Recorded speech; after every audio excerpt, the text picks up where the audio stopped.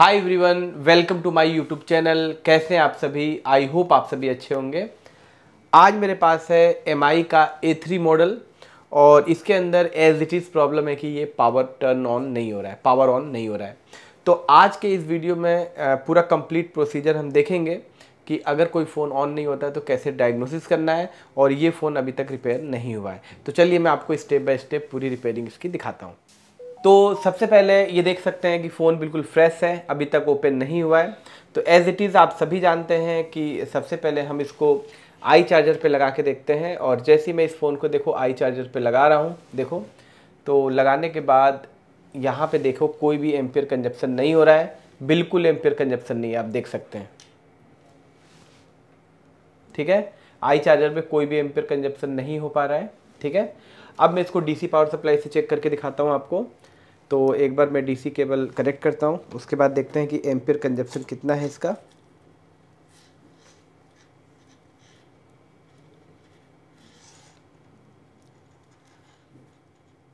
देखिए, ये मेरी डीसी पावर सप्लाई है, ये मैंने डीसी पावर सप्लाई लगाया है यहाँ पे। ठीक है, और अगर मैं इसको ऑन करके दिखा रहा हूँ आपको, तो आप देखिएगा कि इसमें एम्पियर कंजप्शन कितना ले रहा है। ठीक है, तो देखिए मैं इसको ऑन कर रहा हूँ। तो पहले हम मशीन ऑन कर लेते हैं, और आप देख सकते हो जैसे ही मैं स्विच को ऑन कर रहा हूँ तो यहाँ पे 0.002 ले रहा है, और फिर जैसे ही स्विच को छोड़ते हैं तो देखो 0 हो जाता है। मैं आपको एक बार और दिखाने की कोशिश करता हूँ। देखिए, जैसे ही मैं स्विच को प्रेस करूँगा तो देखिए माइनर, इसको बोलते हैं लो बूटिंग के फ़ोन्स हैं, 0.020 ले रहा है और फिर छोड़ूंगा तो 0 हो जा रहा है। ठीक है, तो ये इस फ़ोन के अंदर फॉल्ट है। तो आपने इस तरीके से देखा कि इसमें लो बूटिंग का फॉल्ट है, आई चार्जर पे कोई कंजप्शन नहीं है, और डीसी पावर सप्लाई से 0.020 एम्पियर कंजप्शन है, मतलब लो बूटिंग का फ़ोन है। तो चलिए स्टार्टिंग करते हैं कि इस फ़ोन में क्या प्रॉब्लम है। हाँ, ये कंफर्म है कि इसमें शॉर्ट सर्किट नहीं है क्योंकि इसने ऑटो एम्पियर नहीं लिया है। तो चलिए मैं स्टेप बाय स्टेप आपको बताता हूँ। तो सबसे पहले मैं बोर्ड को डिसेंबल कर लेता हूँ, जैसे कि आप देख पा रहे हैं। ठीक है, बोर्ड को डिसेंबल करने के बाद पहले मैं आपको एज इट इज़ बोर्ड की कॉन्फ़िगरेशन थोड़ी दिखा देता हूँ, क्योंकि हमारे जो नए स्टूडेंट इस वीडियो को देख रहे हों उनको पूरा नॉलेज मिले वीडियो से। तो सबसे पहले इस बोर्ड में देखिए, ये हमारे इस फ़ोन की है पावर आईसी। तो यहाँ पे देखिए, ये मैं ये टेप यहाँ पे ये हीट सिंक का जो ये पैड होता है इसको निकाल देता हूँ। तो आप देख सकते हो इसमें PM लगी है, PM61525 सॉरी, और इसके चारों तरफ बक कॉइल है, 1 2 3 4 5 6 7 बक कॉइल्स लगी हुई है। ठीक है, तो ये तो आपकी हो गई मेन पावर आईसी। ठीक है, और ये 38.4 मेगाहर्ट्ज़ का क्रिस्टल लगा है। और अगर बैक साइड हम जाएंगे इस बोर्ड में, तो यहाँ पे आप देख सकते हैं इसका जो प्रोसेसर है SM612 क्वालकॉम चिपसेट है, और यहाँ पे एक SK हाइनिक्स की स्टोरेज है। और यहाँ पे आप देख सकते हो कि एक PMI 632 चार्जिंग आईसी लगी हुई है जो 902 और 00 वर्जन की लगी हुई है। तो ये लो बूटिंग का फ़ोन है। तो सबसे पहले हमें क्या करना चाहिए? तो देखिए, सबसे पहले आपको क्या करना चाहिए, आपको कुछ नहीं करना है। सबसे पहले इसमें शॉर्ट सर्किट तो पहली बात तो है नहीं। ठीक है, इसमें शॉर्ट सर्किट नहीं है। आपको सिर्फ यहाँ पे चार्जिंग की केबल लगानी है फ़ोन में। मैं दिखा दूँ आपको, देखो यहाँ पे सिर्फ चार्जिंग कैसे करके केबल लगानी है। देखो मैंने चार्जिंग केबल यहाँ पे कनेक्ट कर ली है, बस ना मैंने बैटरी लगाई है और ना मैंने LCD कनेक्टर लगाया, सिर्फ मैंने चार्जिंग केबल लगाई है। और देखिए ये फ़ोन थोड़ा सा इधर वाटर डैमेज भी दिख रहा है, आप देख सकते हैं ये फ़ोन थोड़ा सा वाटर डैमेज है यहाँ पे। तो इसको हम थोड़ा वॉश कर लेते हैं, कहीं शॉर्ट आउट ना हो। यहाँ पे देखिए, यहाँ पे थोड़ा सा पानी में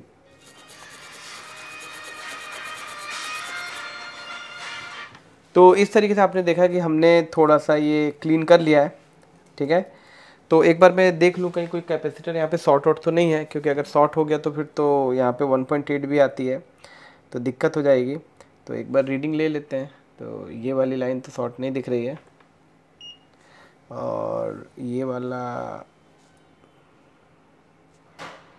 कैप पे तो ये भी ठीक है, और ये भी ठीक है। अभी फ़िलहाल कोई शॉर्ट नहीं है लाइन यहाँ पे।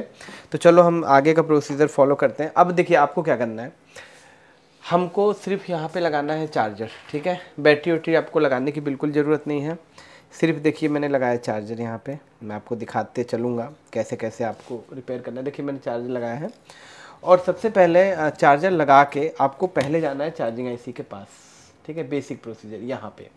और चार्जिंग आईसी के पास जो कॉइल होती है हमारी, इसके पास 2 कॉइल होती है। मैं आपको बताना चाहूँगा कि मैं सबसे पहले मल्टीमीटर को DC 20 पे करूँगा, 20 पे DC पे, सॉरी DC पे करूँगा, 20 पे नहीं करूँगा क्योंकि ये दूसरा मल्टीमीटर है। तो एक कॉइल तो यहाँ लगी है और एक कॉइल हो सकता है अंदर लगी हो, क्योंकि PMI के पास 2 कॉइल होती है।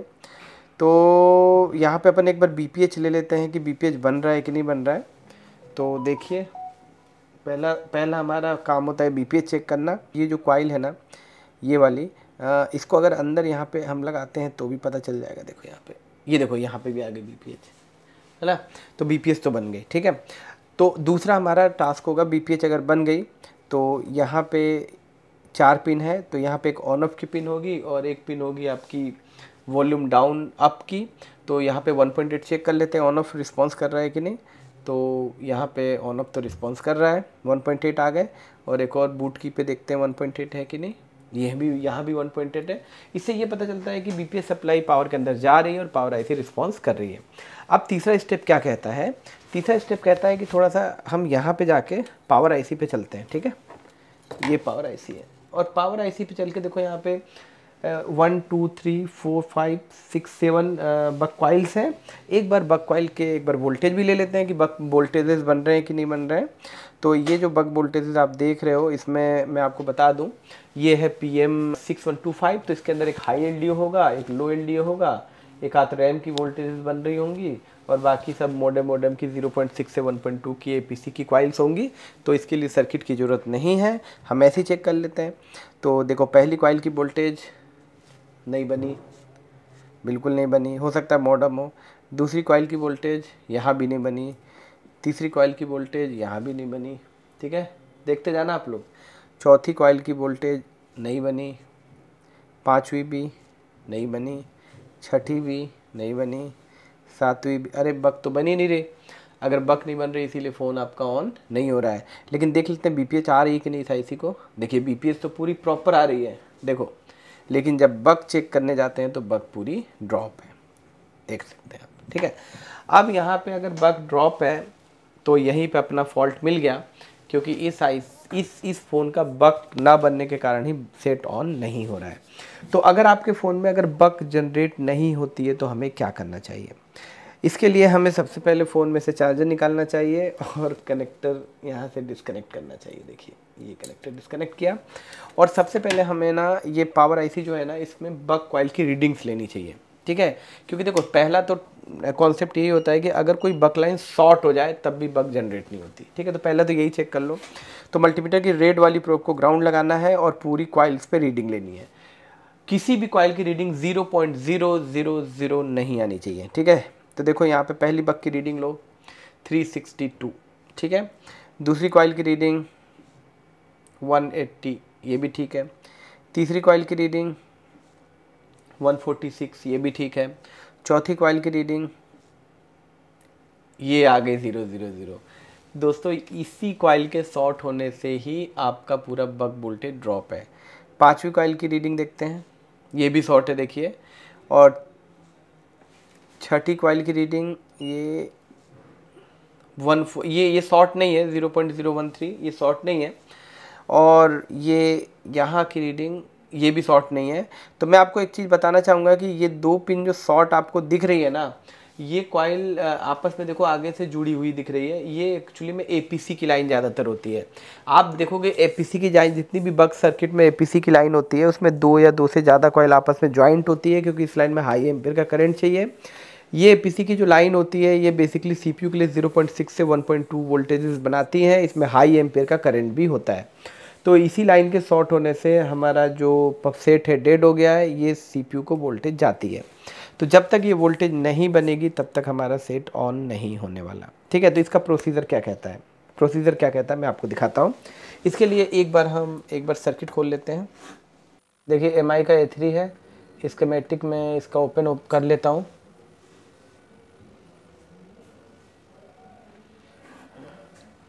ये स्कीमेटिक है और लेआउट इसका ऑलरेडी ओपन हो चुका है।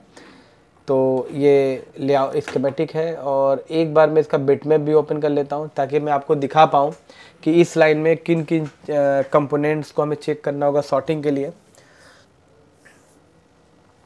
देखिए सबसे पहले मैं आपको दिखा दूं तो ये वाली लाइन शॉर्ट थी, ये जो 2 कॉइल्स हैं ये दोनों शॉर्ट है लाइन, ये वाली।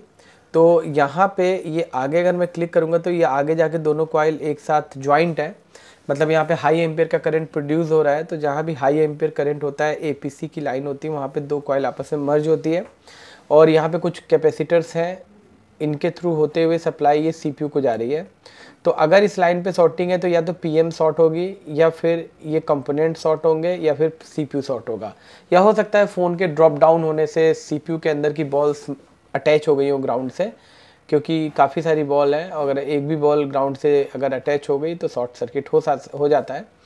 तो अब अपन क्या करें इसको, तो देखिए मैं आपको दिखाने की कोशिश करता हूँ। एक बार लाइन भी आपको दिखा दूँ कि कौन सी लाइन है, ताकि आपको भी पता चले। तो एक कॉइल को मैं कॉपी कर रहा हूँ और स्कीमेटिक में जाके मैं पेस्ट करता हूँ, और यहाँ पे देखिए ये कॉइल है, और दूसरी वाली जो कॉइल है वो ये कॉइल है, और ये जो लाइन जो आउट हो रही है ये यहाँ से होते हुए देखिए, अगर मैं आपको बोलूँ तो सीपीयू पे जा रही है।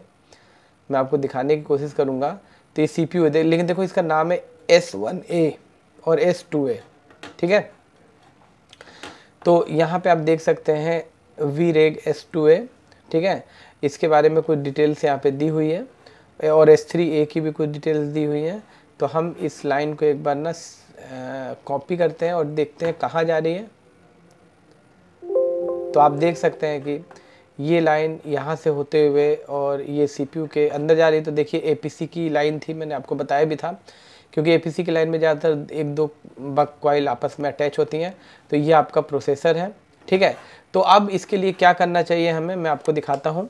अब ऐसे फ़ोनों में शॉर्टिंग को निकालने के लिए देखिए मैं आपको ना कुछ ट्रिक्स बताऊँगा। सबसे पहले मैं इस सील्ड को निकालूंगा। पहले तो ये वाला जो सील्ड है ना, मैं एक बार निकाल के मैं बताता हूँ कि मैं क्यों सील्ड, क्योंकि देखो शॉर्टिंग तो इधर कॉइल को निकालना था, लेकिन सील्ड में निकाल के फिर मैं आपको बताता हूँ कि मैंने सील्ड क्यों निकाला। तो एक बार मैं सील्ड निकालता हूँ, फिर मैं आपको बताता हूँ कि मैं क्यों सील्ड निकाल रहा हूँ।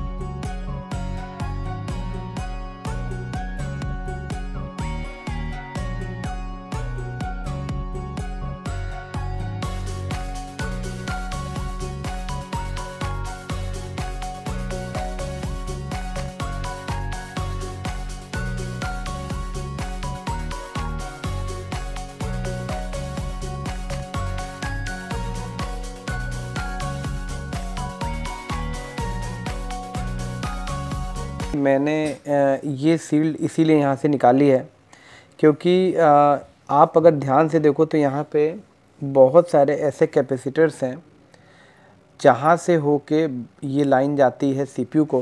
तो ये कैपेसिटर शॉर्ट होने के यहाँ पे चांसेस ज़्यादा हैं। तो जब भी अगर आपको बक लाइन शॉर्ट दिखे तो आपको डायरेक्ट यहाँ पे मतलब किसी चीज़ को निकालना या लगाना नहीं है।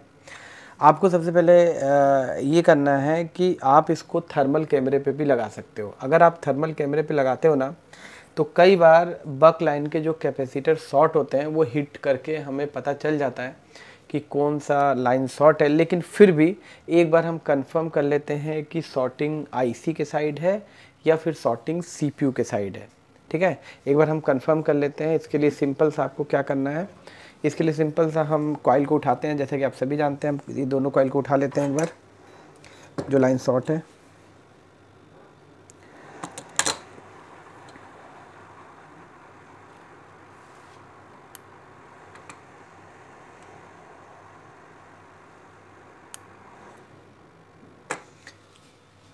अब हम चेक करते हैं शॉर्टिंग कहाँ है। तो हम पावर आईसी की साइड देखते हैं। तो पावर आईसी के साइड तो शॉर्टिंग नहीं लग रही है। आप देख सकते हैं शॉर्टिंग ये सीपीयू साइड है। देखिए जो हमारा सीपीयू साइड है उधर शॉर्टिंग है। तो फिर देखिए सबसे पहला प्रोसीजर क्या होता है, आप कभी भी कोई भी किसी भी कंपोनेंट को निकालने की ज़रूरत नहीं है।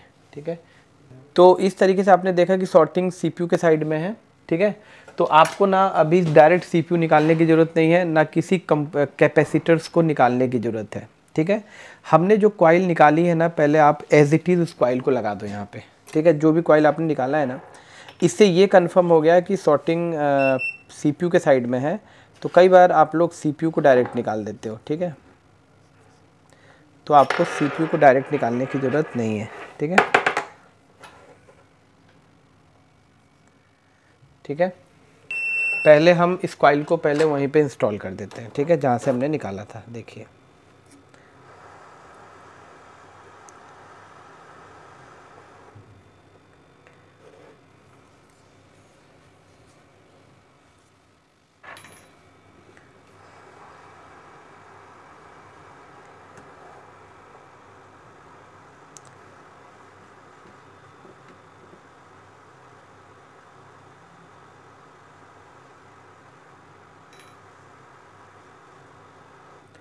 ठीक है, हमने यहाँ पे इंस्टॉल कर लिया। तो देखिए, मैं आपको ये भी बताऊंगा कि किस तरीके से आसानी से डायग्नोसिस करना है। अगर आपके पास मान लीजिए थर्मल कैमरा है बाय द वे, ठीक है, तो एक बार आप फ़ोन को थर्मल कैमरे के नीचे रखिए। कई बार बक लाइन की सॉर्टिंग थर्मल कैमरे से पता चल जाती है। अगर थर्मल कैमरे से डिटेक्ट नहीं होगी then we will go for CPU. ठीक है, तो एक बार मैं आपको दिखाता हूँ कि थर्मल कैमरे से इसकी सॉर्टिंग कैसे हम निकाल सकते हैं।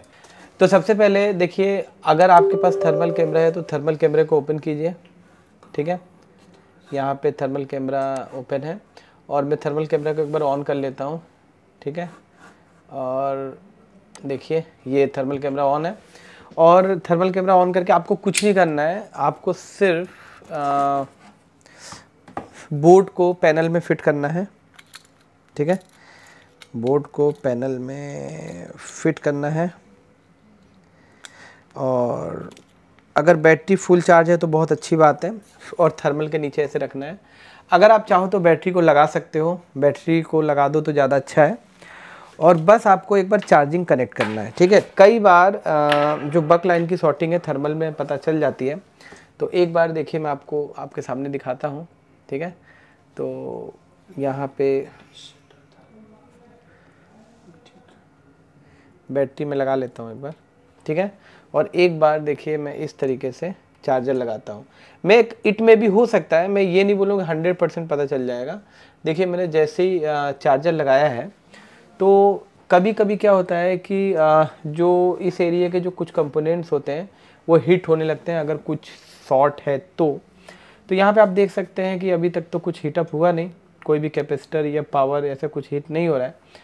तो प्रोबेबली हम सीपीयू के लिए जा सकते हैं, लेकिन कई बार कैपेसिटर शॉर्ट होने से हल्के फुल्के हीटअप होते हैं, जिसको थर्मल कैमरा बहुत आसानी से डिटेक्ट कर लेता है और हमें सीपीयू तक जाने की ज़रूरत नहीं पड़ती है। तो एक बार हम इस फ़ोन का सीपीयू उतार के देख सकते हैं।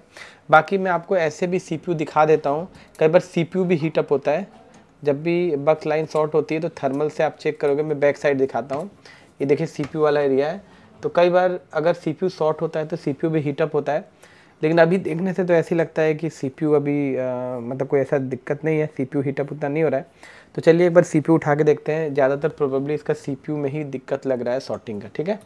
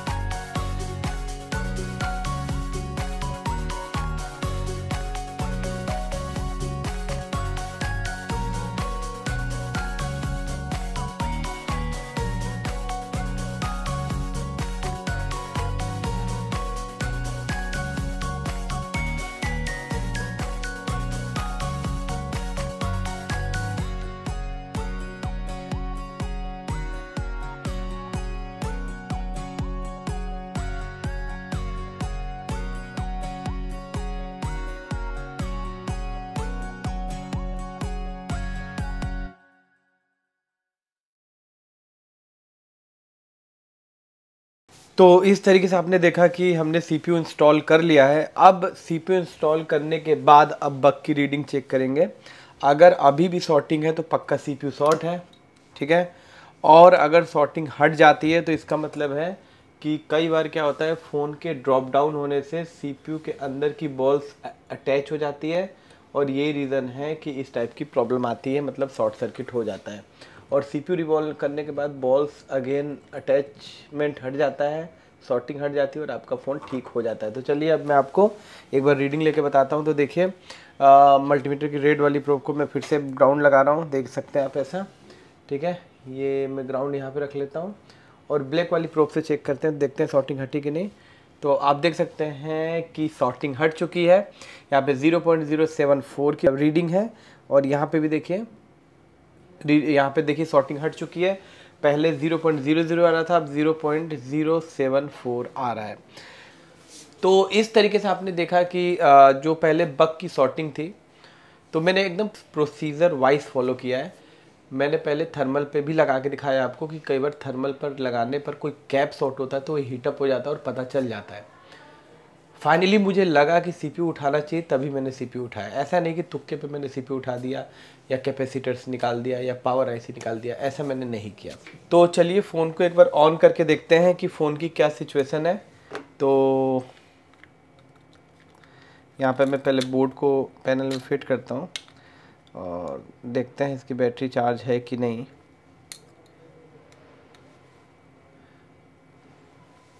तो देख सकते हैं हमने बोर्ड को यहाँ पे अटैच कर लिया है और अब हम फ़ोन को एक बार ऑन करके देखते हैं।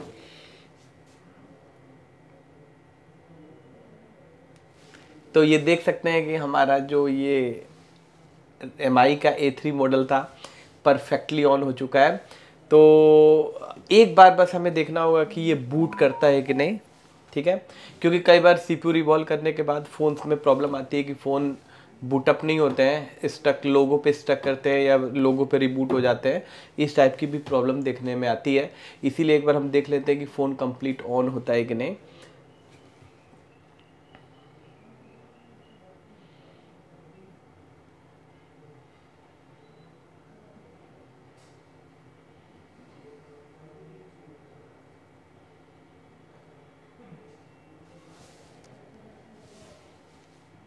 ये आप देख सकते हैं फ़ोन कंप्लीट ऑन हो चुका है।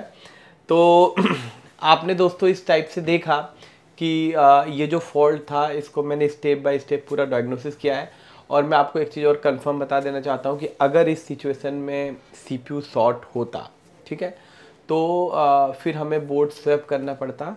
क्योंकि देखो अगर CPU के अंदर जब कोई बक लाइन शॉर्ट करती है ना, जैसे मान लो कि मॉडेम की लाइन शॉर्ट कर गई, तो अगर मॉडेम की लाइन को आप डिस्कनेक्ट कर देते हो तो सेट तो ऑन हो जाता है, लेकिन फिर नेटवर्क का इशू आ जाता है। मतलब अगर बग कोई ना कोई शॉर्ट हो रही है ना, तो उस अगर 1% मान लो फ़ोन ऑन हो भी गया, हमने उस लाइन को कवर अप कर दिया या कोई बॉल थी उसको कवर कर दिया, शॉर्टिंग हटा दी और सेट ऑन 1% हो भी गया, तो उस फ़ोन में कोई ना कोई प्रॉब्लम आएंगी, ठीक है। इस चीज़ को आप ध्यान में रखना। जैसे एग्जांपल मैं आपको बताता हूँ, जैसे मान लो कोई कोर सप्लाई शॉर्ट हो गई जो CPU में जा रही है। अब आप देखना कभी कभी कोर सप्लाई जो जाती है CPU के अंदर, वो BDD मैक्स मिसलिनियस हो सकती है जो उसके कोर को ऑन करती हो। इसके अलावा देखना कोर सप्लाई CPU के अदर पार्ट्स में भी जाती है, बक सेक्शन में तो जाती ही जाती है और घूम के अदर पार्ट्स में भी, जैसे ग्राफिक्स को ऑन करती है, ठीक है। तो अगर मान लो कि कोर की 10 बॉल है, कोई एक बॉल शॉर्ट हो गई, तो बहुत सारे लोगों को मैंने देखा बोलते हैं कि एक बॉल को ढक दो जो शॉर्ट है और बाकी को छोड़ दो सेट ऑन हो जाएगा। तो ये आधा अधूरा ज्ञान है। ऐसी सिचुएशन में अगर 1% हो भी गया तो कोई ना कोई सेक्शन उसका इम्पेक्ट करेगा। तो आप ये गांठ बांध के रख लें कि अगर कभी भी CPU शॉर्ट निकलता है बक सर्किट में, तो बेहतर है कि आप उस बोर्ड को स्वैप कर दो, सबसे बेस्ट है। तो मुझे उम्मीद है कि ये वीडियो को काफ़ी मेहनत से मैंने बनाया। इस फ़ोन को रिपेयर करने में मात्र 15 से 20 मिनट का टाइम लगता, लेकिन चूँकि मुझे शूट करना होता है वीडियोस को, और मेरे जितने भी मेरे सब्सक्राइबर हैं, व्यूअर्स हैं, आप लोग का बहुत प्यार मिलता है मुझे, इसीलिए वीडियो को मैं पूरा प्रॉपर तरीके से इसको step by step slow motion में शूट करता हूँ। टाइम बहुत लगता है इसीलिए, ताकि आप कुछ सीख पाए मेरे से, आप अपनी नॉलेज को अपडेट कर पाएँ। तो आप जो कमेंट इतने अच्छे अच्छे करते हैं उसके लिए आपका बहुत बहुत शुक्रिया। ऐसे ही कमेंट करते रहिए, लाइक करते रहिए, सब्सक्राइब करते रहिए। और मैं आपको बता दूं हमारा जो नया बैच है ऑफलाइन का वो 5 अप्रैल से स्टार्ट हो रहा है। तो अगर किसी को भी ऑफलाइन बैच स्टार्ट करना है तो नीचे दिए गए नंबर पर कॉल कर सकते हैं, अपनी सीट बुक करा सकते हैं। और जो ऑफलाइन नहीं आ सकते हैं, मेरे ऑनलाइन एप्लीकेशन प्ले स्टोर पर जाइए, CS cell phone solution download कीजिए और पूरे वीडियोज़ को देखिए, समझिए। मुझे उम्मीद है कि बहुत सहायता मिलेगी। तो चलिए दोस्तों, फिर से मिलेंगे नेक्स्ट वीडियो में। तब तक के लिए आपका बहुत बहुत धन्यवाद।